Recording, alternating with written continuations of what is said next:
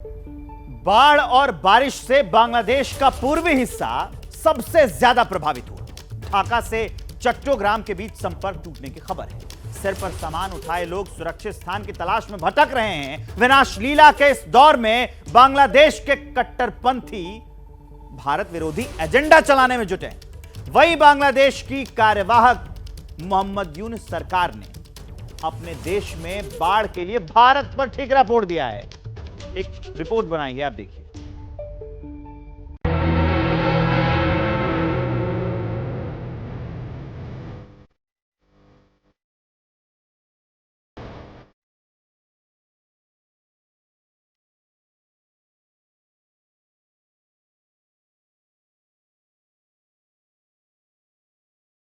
Drone से ली गई तस्वीर में बर्बादी की वो दास्तान कैद है जिससे पड़ोसी देश बांग्लादेश कराह रहा है।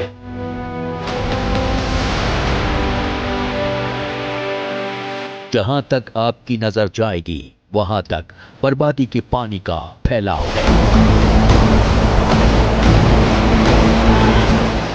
और इस पानी में डूबी कुछ इमारतें जिनका सिर्फ ऊपरी हिस्सा नजर आ रहा है। शहरों की सड़कों से लेकर बाहरी इलाकों में खेत और खलिहान तक सब कुछ डूब चुका है। ऐसे में नाव के जरिए जिंदगी को बचाने की जद्दोजहद हो रही है। बांग्लादेश में हालात क्या हैं, इस तस्वीर से समझिए। नाव जैसी चीज पर गोद में एक बच्चे को लेकर एक महिला बैठी हुई है। उसके साथ एक बच्चा है। नाव जैसी इस चीज को एक युवक खींच रहा है जबकि एक लड़का पीछे धक्का दे रहा है।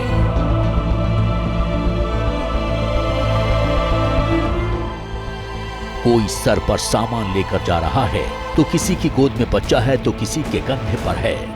हर कोई सुरक्षित स्थान की तलाश में है। हालांकि ऊंची इमारतों में बनाए गए शेल्टर हाउसेस में भी व्यवस्था ठीक नहीं है।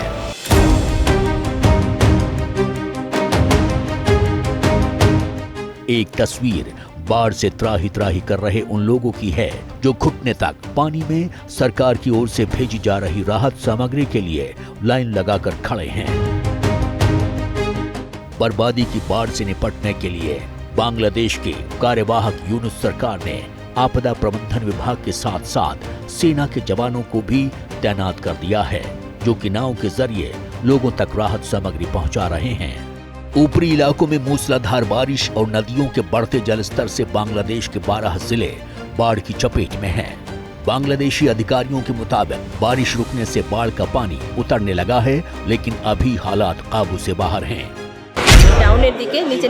ऊपर से पानी नीचे आ रहा है। अभी हमें बाढ़ पीड़ितों को पीने का पानी और खाना देने के लिए पर्याप्त नावों की जरूरत है। मैंने संबंधित अधिकारियों को सूचित कर दिया है। 4 उप जिले सबसे अधिक प्रभावित हैं। हम उन उप जिलों पर अधिक ध्यान दे रहे हैं। इसके अलावा हम 2 अन्य उप जिलों में भी राहत सामग्री वितरित कर रहे हैं। बांग्लादेश के हजारों नागरिक बाढ़ से त्राहिमाम कर रहे हैं। तस्वीर देखिए। रास्ते पर घुटने तक पानी के बीच नाव के जरिए 3 महिलाओं को बाहर निकाला जा रहा है तो वहीं दूसरी तस्वीर में दर्जनों लोग ट्रैक्टर ट्रॉली के जरिए बाढ़ की विनाशलीला से दूर जाने की कोशिश में हैं। एक और तस्वीर देखिए। प्रेग्नेंट लेडी को किसी तरह पानी से बाहर निकाला जा रहा है तो वहीं एक और युवक साइकिल रिक्शा पर घर का सामान और उस पर एक बच्चे को बैठाकर ले जाते दिख रहा है। तस्वीरें रुला देने वाली हैं क्योंकि कई लोग तो ऐसे हैं जिन्हें पता नहीं उनका परिवार कहां है और क्या वो सुरक्षित हैं। बांग्लादेश में ऐसे सैकड़ों लोग हैं जो बाढ़ और बर्बादी के बीच अपनों से बिछड़ गए। खासकर पूर्वी बांग्लादेश के कई इलाके तबाह हो गए हैं। सबसे ज्यादा असर क्यों मिला फेनी, नोआखली जैसे जिले में हुआ है। बाढ़ के चलते राजधानी ढाका और चट्टोग्राम के बीच संपर्क टूट गया है। बाढ़ और बारिश के चलते तमाम इलाकों में बिजली सप्लाई पूरी तरह से ठप हो गई है। दूसरे लफ्जों में कहें तो हालात आउट ऑफ कंट्रोल हैं। इस बीच बांग्लादेश की कार्यवाहक सरकार ने बाढ़ के लिए भारत पर ठीकरा फोड़ा है। बांग्लादेश का आरोप है कि भारत की ओर से बिना किसी पूर्व सूचना के डैम से पानी छोड़ा गया। यह भी कहा गया कि त्रिपुरा में गोमती नदी पर बने डंबूर डैम को खोलने की वजह से बांग्लादेश में बाढ़ के हालात बने। सोशल मीडिया पर भी भारत के खिलाफ बड़े पैमाने पर प्रोपेगेंडा फैलाया जा रहा है। कई ऐसे पोस्ट वायरल हैं जिनमें दावा किया गया है कि भारत ने जानबूझकर बांग्लादेश में पानी छोड़ा है। एक डैम का वीडियो वायरल कर त्रिपुरा के डंबूर बांध के गेट खोलने का दावा किया जा रहा है। हालांकि हकीकत इसके बिल्कुल उलट है। भारत ने बांग्लादेश की ओर से लगाए जा रहे सभी आरोपों को खारिज किया है, क्योंकि त्रिपुरा का डंबूर बांध बांग्लादेश की सीमा से 120 किलोमीटर दूर है। बड़ी गोमती नदी के आसपास के क्षेत्रों में बाढ़ और बारिश ज्यादा है, जिससे सिर्फ बांग्लादेश ही नहीं, भारत के त्रिपुरा में भी हालात बिगड़ गए हैं। पिछले 3-4 दिनों में बांग्लादेश के ऊपरी इलाके और उससे सटे भारतीय राज्य त्रिपुरा में भारी बारिश हुई है, जिसके चलते बांग्लादेश ही नहीं, त्रिपुरा में भी बाढ़ के हालात बन गए, जिससे निपटने के लिए युद्ध स्तर पर राहत और बचाव का काम चलाया जा रहा है।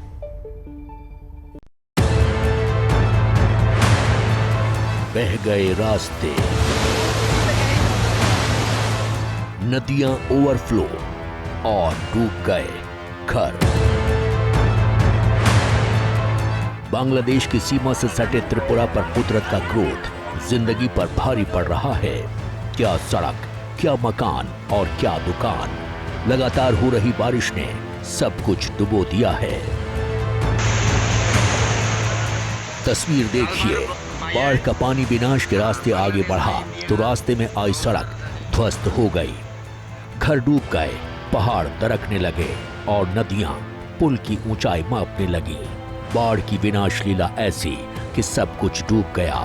यहाँ तक मुख्यमंत्री माणिक साहा को अपने ऑफिस पहुंचने के लिए घुटने तक पानी के बीच चलना पड़ा। ऐसे में एनडीआरएफ और सेना के जवान देवदूत बनकर सामने आए, नाव के जरिए लोगों को बाहर निकाला। बाढ़ और लैंडस्लाइड से त्रिपुरा में 20 से ज्यादा लोगों की जान जाने की खबर है, जबकि 450 राहत शिविरों में 65,400 लोगों ने शरण ली है। म्युनिसिपल कॉरपोरेशन में प्रतापगढ़ में हम लोग ये कैंप करा रहे हैं रामकृष्ण मिशन और म्युनिसिपल कॉरपोरेशन के सहयोग के साथ। हम उम्मीद करते हैं कि लोगों की स्वास्थ्य की यहाँ पे जांच होगी। मेडिकल कैंप और ये बनाए गए हैं और बच्चों के लिए, और खास तौर से ये जितने पीड़ित लोग हैं उन लोग के लिए हम लोग जितना हो सके फ्री मेडिसिन, डॉक्टर्स, ये सब लेके हम लोग आए हैं। त्रिपुरा में सांतीर बाजार, बेलोनिया, माताबारी, मेलाघर, चारिलम, विशालगढ़, अगरतला सबसे ज्यादा प्रभावित हुए हैं। इधर हालात से निपटने के लिए एनडीआरएफ के साथ साथ सेना को भी लगाया गया है। बाढ़ प्रभावित इलाकों तक राहत सामग्री पहुंचाने के लिए भारतीय वायुसेना के MI-17 और ALH ध्रुव हेलीकॉप्टर लगातार उड़ान भर रहे हैं। वहीं राज्य के मुख्यमंत्री माणिक साहा खुद हालात की निगरानी कर रहे हैं। मुख्यमंत्री माणिक साहा ने हेलीकॉप्टर के जरिए बाढ़ प्रभावित क्षेत्रों का जायजा लिया। मुख्यमंत्री ने राहत शिविर में जाकर व्यवस्था का जायजा भी लिया। मुख्यमंत्री माणिक साहा ने संबंधित अधिकारियों को हर संभव कदम उठाने के निर्देश दिए हैं। वहीं बाढ़ और लैंडस्लाइड के चलते अपनों को खोने वाले पीड़ित परिवारों को 4 लाख रुपए की आर्थिक सहायता की घोषणा की है।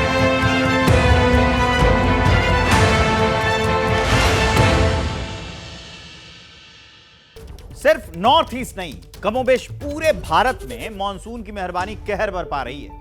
बिहार से राजस्थान और मध्य प्रदेश से तमिलनाडु तक मूसलाधार बारिश से नदियां उफान पर, डैम ओवरफ्लो हो रहे हैं। पानी की सैलाबी रफ्तार जिंदगी पर भारी पड़ रही है।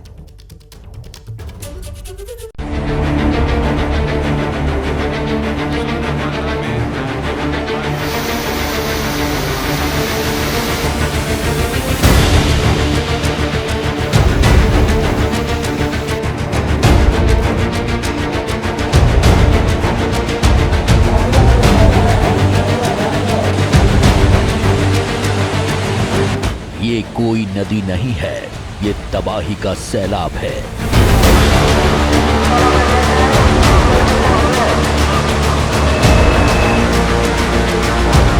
तस्वीरें राजस्थान के जालौर के जसवंतपुरा इलाके के पहाड़ी क्षेत्र की हैं। आसमान से बरसी आफत बर्बादी की बाढ़ लेकर आई।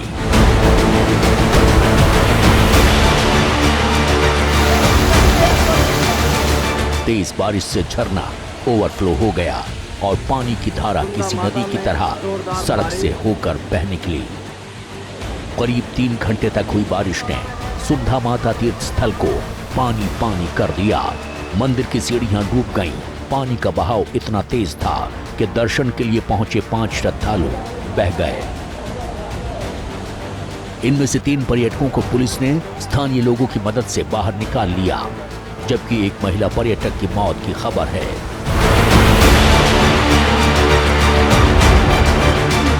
9 बजे के लगभग सुंदा माता के जो पर्वत है उसके भारी बारिश हुई। हमारे सीओ साहब ने और जो यहाँ की एसडीआरएफ की टीम और जो लोकल मंदिर परिसर के जो यहाँ के ट्रस्ट के जो नुमाइंदे हैं और स्थानीय लोगों से मिलकर उनका बचाव किया गया। आसपास में जो साइड में दुकानें लगाते हैं और जो वहाँ पर काफ़ी मिट्टी और जो उसका ऊपर से बह के आया हुआ है, उस कारण से अवरुद्ध हुआ और उस कारण से वो सीढ़ियों के ऊपर पानी गया और उस पानी जाने से फिर सीढ़ियों के जो यात्री आ रहे थे उनको नुकसान हुआ।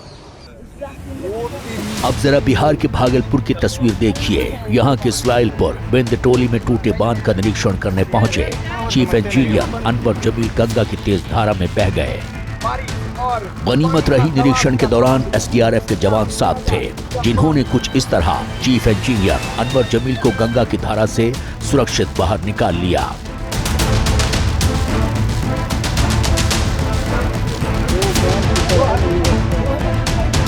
भागलपुर में इस्माइलपुर से बुद्धचूक के बीच गंगा नदी के किनारे बना बांध 80 मीटर तक टूट गया है।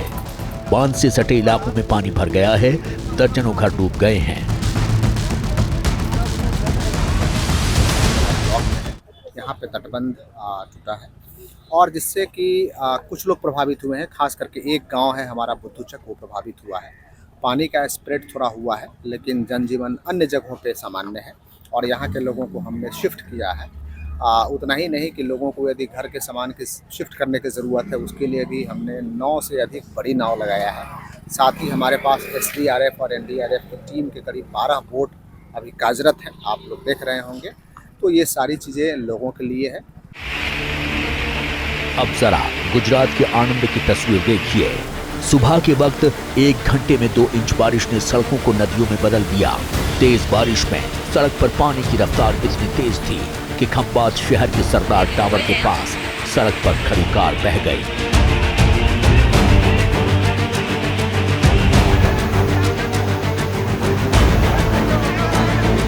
वहीं सरदार टावर, बनियारी रबारीबाग समेत कई इलाकों में पानी भर गया।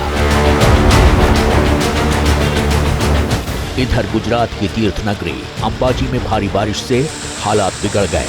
अंबाजी के मुख्य बाजार और हाईवे पानी से लबालब भर गए।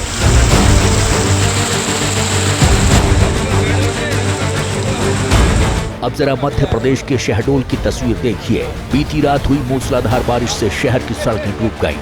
शहडोल उमरिया रोड पर आवागमन बंद हो गया तो मोरना नदी का जलस्तर बढ़ने से पानी की धारा नेशनल हाईवे 43 के ऊपर से बहने लगी। तेज बारिश से शहडोल के निचले इलाकों में बाढ़ जैसे हालात बन गए। बारिश का पानी किनारे तोड़कर बह रहा है।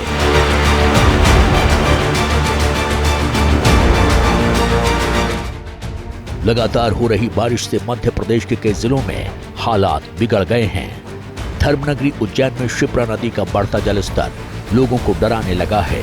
शिप्रा नदी के किनारे मौजूद कमोबेश सभी घाट डूब गए हैं, तो वहीं घाट पर मौजूद तमाम मंदिर जलमग्न हो चुके हैं। जो शिप्रा नदी के सारे घाट हैं वो जलमग्न हो गए हैं और शिप्रा नदी पर जो पूजा अर्चना होती है, जो यहाँ पर तर्पण और कर्मकांड होता है, वो पूरी तरीके से बंद हो गया है और जो श्रद्धालु हैं उन्हें घाटों से ऊपर निकाल दिया गया है। बारिश का क्रम जारी है। प्रशासन ने अलर्ट घोषित किया है और जवानों को तैनात रहने को कहा है और जो भी श्रद्धालु घाट की तरफ जाता है उसे रोकने की और उसे समझाइश दी जा रही है। और यह भी कहा जा रहा है कि नदी के जो छोटे पुल है उस पर यदि पानी होता है तो ऐसी स्थिति में श्रद्धालु उसे पार करने की बिल्कुल कोशिश न करें। अगस्त के महीने में उत्तर से दक्षिण तक आसमान से आफत बरस रही है। नदियां उफान पर हैं, डैम ओवरफ्लो हो रहे हैं। ऐसी तस्वीर तमिलनाडु के डिंडीगुल से सामने आई है। यहां लगातार हो रही बारिश से वर्थमनाथी डैम ओवरफ्लो हो गया है। तस्वीरों में नदी का पानी डैम के ऊपर से बहता देखा जा सकता है। वर्थमनाथी डैम की अधिकतम कैपेसिटी 66.47 फीट है, जो पार हो चुकी है। फिलहाल डैम पर अधिकारियों की नजर बनी हुई है।